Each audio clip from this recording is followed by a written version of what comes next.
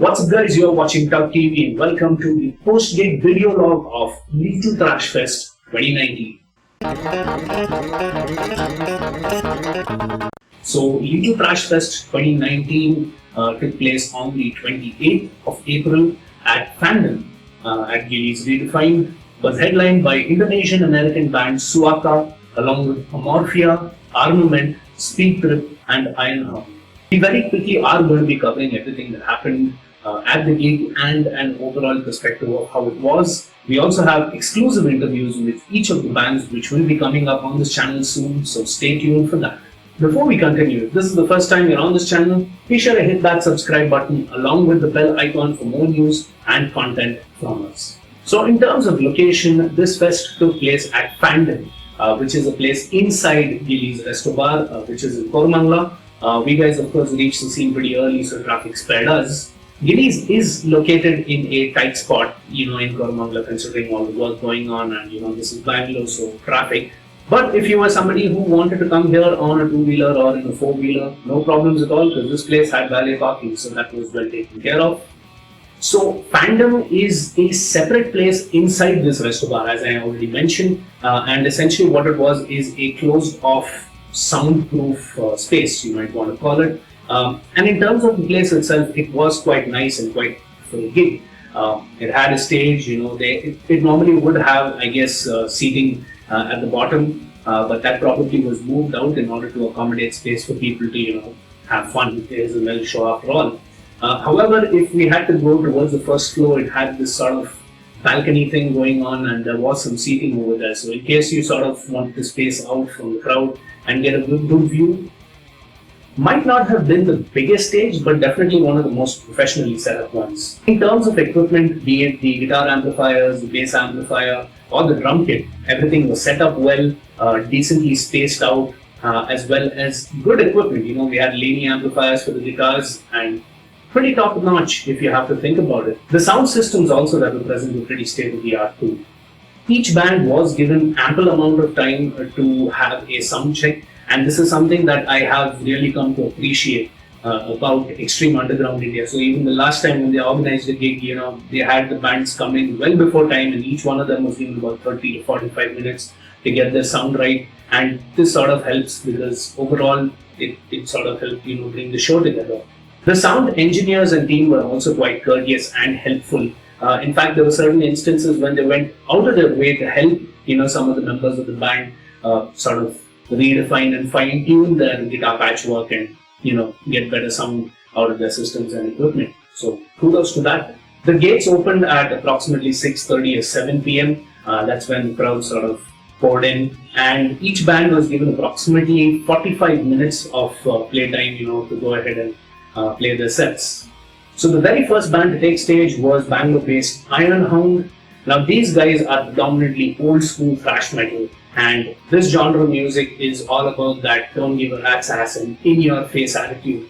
And not only did they have that attitude, they carried it pretty well. Be it the stage presence or the way they played the music, they were very energetic, very lively. They got the crowd engaged right from the get-go, and one hell of an exhibit cover. The next band up on stage was Speedtrip. Now this band also is Bangalore-based. They've been around for quite some time and have played multiple gigs. The most notable one was back in 2017 when they opened for Corona at Bangalore Open Air. And these guys again have that hardcore thrash metal, speed metal influence in their music. They wasted no time with their setup. The moment they got on stage, they just blasted off from the get-go, and it was total mayhem. Safe to say their music is an orgy of ripping thrash metal riffs along with some amazing vocals. I must say the frontman of this group had incredible energy, and he had a really nice way of connecting with the crowd, so he really got them amped up right from the start to the end. Now, no gig at the end of the day is perfect, so they did have their share of technical issues. In fact, every band had a small nickel here or there. These things happen when you play live. But what I have to appreciate about this band is the way they handled it. They handled it with complete composure and complete professionalism, almost like, it's a perfect thing. And they put on a great show. So throughout the show, there was a lot of collaboration that was happening. The previous band Ironhound had also collaborated with Regicide Sudarshan, who was handling bass duties for them, and Speedtrip did the same when they brought up the frontman of Untitled for a song. If you are a lover of old school speed metal, definitely check this band out. So next up, Kerala-based thrashers Amorphia took stage, and these guys brought in a very Slayerish vibe, to the entire aura with their music. Vocalist and lead guitarist Vasucharan has a unique style of playing, and he's got plenty of those, harmonics and dive bombs that he does, along with plenty of good solo work. These guys may be a three-piece act, but believe me, this guy single-handedly did the job of two guitarists. Their bassist Faizan fills in the gaps beautifully, and on the whole, with his bass, he gives this immense wall of sound which makes this band sound extremely massive. So this band also, of course, has been around for quite some time, and they've played a number of gigs, including going abroad and playing in places like Japan and all of that. So there is a certain professionalism to the way they play, but at the same time, they have this energy and they carry it really well on stage. As mentioned earlier, three-piece band, so you got only two members up front, but they really cover it up. There's plenty of movement and engagement going on the stage, which in turn translates to a very interesting show for the audience as well. Not to forget, the crowd went absolutely bonkers with their amazing cover of Slayer's Raining Blood.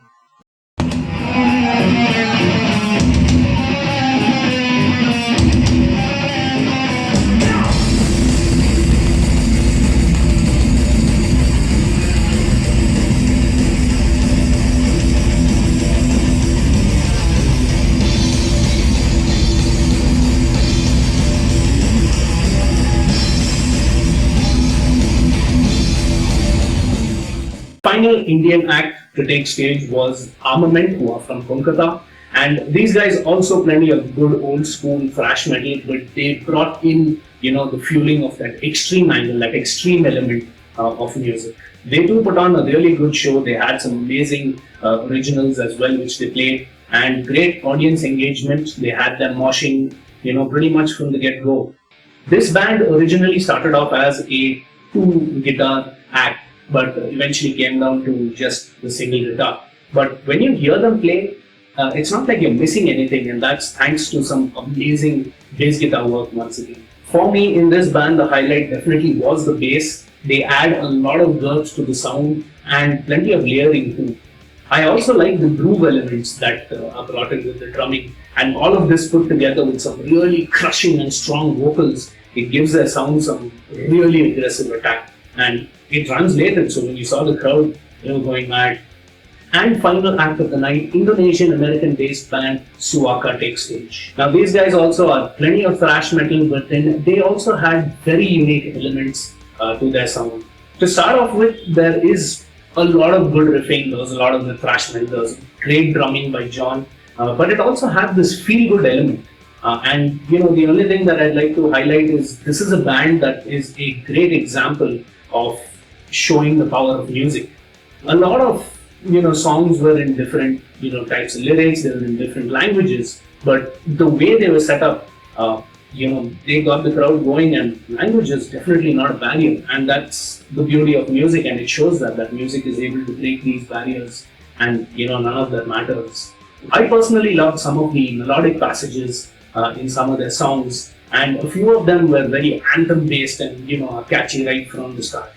Raleigh Roots, who is the frontman and guitarist of this band, also did plenty of crowd engagement, and on the whole, if you look at the entire band, they had this very casual, easygoing, very friendly approach to the crowd. So there was a lot of chit chat and exchange, and everybody was having a good time, and that was great. Now they do draw plenty from their Asian roots in terms of influences, but there's plenty of infusement of that hardcore American thrash metal as well. I would say a very carefully induced mix of Asian and American styles of music put together, and the result of that is something absolutely mind-blowing and very, very interesting. I also like John's drumming. It's both melodic, groovy and blistering all at the same time. And not forget, he played some absolutely mind-boggling bass lines. All the bands that were playing in the show had some merchandise. So towards the left-hand side of the stage, there was a small area that is set up for everybody to set their merchandise and sell it. It wasn't exactly a Black Friday sale, but it was really good to see that there was some movement happening around there. So good on you folks. The show came to an end at roughly about between 10:30 and 11 o'clock. Actually, I think it was 10:30, but by the time everything closed down, the crowd dispersed, it was about 11 p.m. That is when things came to a close. Food and beverage was not an issue at all throughout this gig.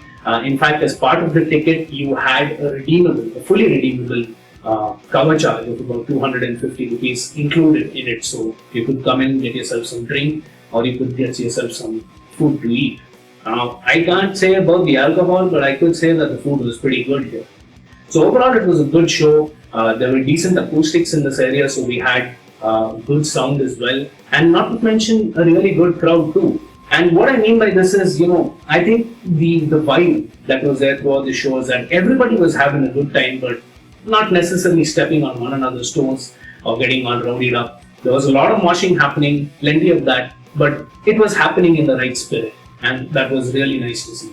Speaking of crowd, the overall turnout for this show, I think at peak would have been between 100 to 150 strong. And the only thing I would say is, in case you were planning to come to this gig and you, for whatever reason, didn't turn up, you missed on a really good show. Now, I always do this, as part of any vlog that we do. We always encourage folks like you to go ahead and, come out there and support the scene. But the reason I want to highlight this is not just from a support aspect, but it was genuinely a good show. The great bands, they played great music. It all came together really well, and this was very, very well organized by the organizers, and I feel it could have, I think it deserved more attention than it got. So that's everything and all the shenanigans that took place at Little Thrash Fest 2019. What do you think about it? What are your thoughts? You can let me know in the comments below. Also, be sure to stay tuned to this channel for those exclusive interviews. They will be coming out from this coming Wednesday. So if you're seeing this video, it's Monday today, and then we're going to have one interview every Wednesday come out every week. So stay tuned for that. Give this video a thumbs up if you like what you see, and feel free to share this and help spread word on our Indian metal scene. If you're sharing this on any other social medias or with your friends, be sure to use this hashtag to spread word. And if you haven't already, be sure to hit that subscribe button along with the bell icon for more updates from us. And feel free to check out some of these other videos as well. This is TUGGtv signing off. Until next time, stay metal.